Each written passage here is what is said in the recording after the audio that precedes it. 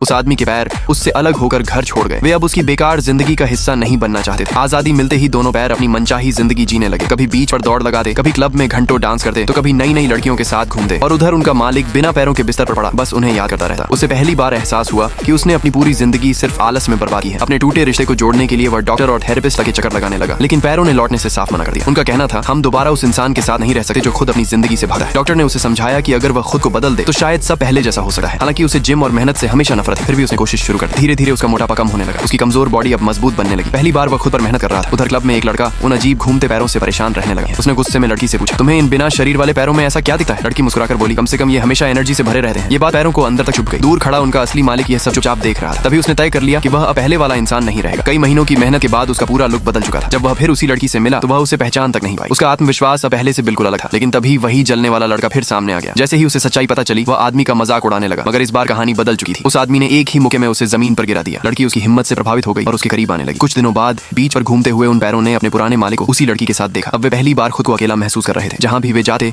आदमी जानबूझकर उनके सामने अपनी खुशहाल जिंदगी दिखाता। धीरे धीरे पैरों को एहसास होने लगा कि उन्होंने शायद गलत फैसला लिया था। आखिर एक रात वे खुद चलकर वापस उसके पास आ गए। इस बार आदमी और उसके पैरों दोनों ने समझ लिया था कि रिश्ते तभी टिकते हैं जब इंसान खुद को बदलने के लिए तैयार हो।